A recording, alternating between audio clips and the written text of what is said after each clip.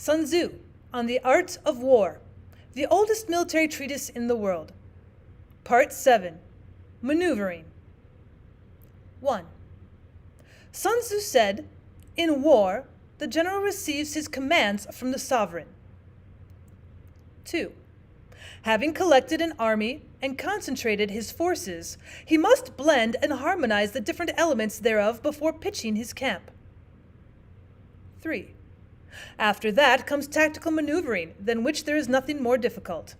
The difficulty of tactical maneuvering consists in turning the devious into the direct, and misfortune into gain. 4. Thus, to take a long and circuitous route, after enticing the enemy out of the way, and though starting after him, to contrive to reach the goal before him, shows knowledge of the artifice of deviation. 5. Maneuvering with an army is advantageous, with an undisciplined multitude most dangerous. 6.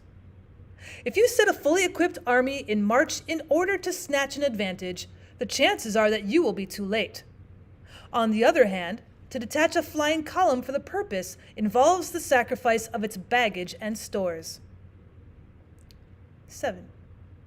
Thus, if you order your men to roll up their buff coats and make forced marches without halting day or night, covering double the usual distance at a stretch, doing 100 li in order to wrest an advantage, the leaders of all your 3 divisions will fall into the hands of the enemy. 8. The stronger men will be in the front, the jaded ones will fall behind, and on this plan, only 1/10 of your army will reach its destination. 9. If you march 50 li in order to outmaneuver the enemy, you will lose the leader of your first division, and only half your force will reach the goal. 10. If you march 30 li with the same object, 2/3 of your army will arrive. 11. We may take it then that an army without its baggage train is lost. Without provisions, it is lost. Without bases of supply, it is lost. 12. We cannot enter into alliances until we are acquainted with the designs of our neighbors. 13. We are not fit to lead an army on the march unless we are familiar with the face of the country, its mountains and forests, its pitfalls and precipices, its marshes and swamps. 14. We shall be unable to turn natural advantage to account unless we make use of local guides. 15. In war, practice dissimulation, and you will succeed. 16. Whether to concentrate or to divide your troops must be decided by circumstances. 17. Let your rapidity be that of the wind, your compactness that of the forest. 18. In raiding and plundering, be like fire, is immovability like a mountain. 19. Let your plans be dark and impenetrable as night, and when you move, fall like a thunderbolt. 20. When you plunder a countryside, let the spoil be divided amongst your men. When you capture new territory, cut it up into allotments for the benefit of the soldiery. 21. Ponder and deliberate before you make a move. 22. He will conquer who has learnt the artifice of deviation. Such is the art of maneuvering. 23.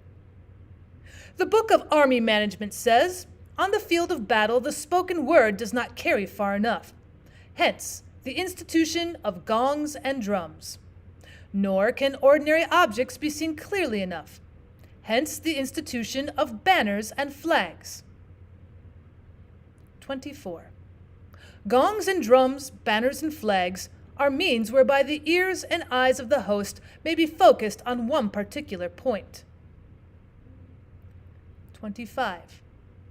The host, thus forming a single united body, is it impossible either for the brave to advance alone or for the cowardly to retreat alone. This is the art of handling large masses of men. 26. In night fighting, then, make much use of signal fires and drums, and in fighting by day, of flags and banners, as a means of influencing the ears and eyes of your army. 27. A whole army may be robbed of its spirit. A commander-in-chief may be robbed of his presence of mind. 28.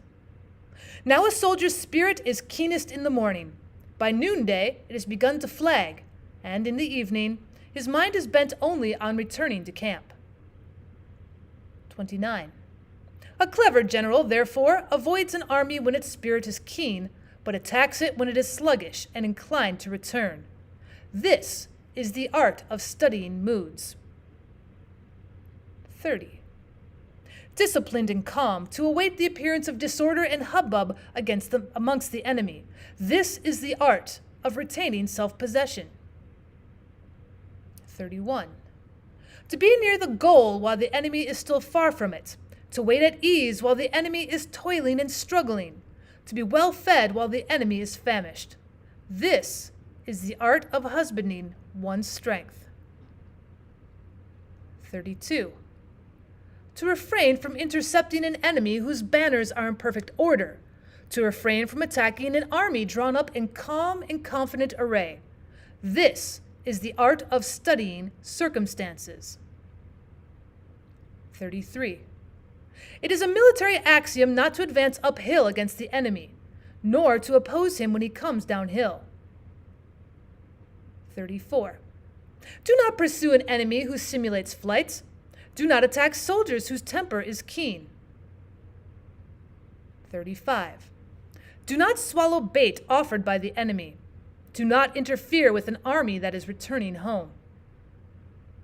36. When you surround an army, leave an outlet free. Do not press a desperate foe too hard. 37. Such is the art of warfare.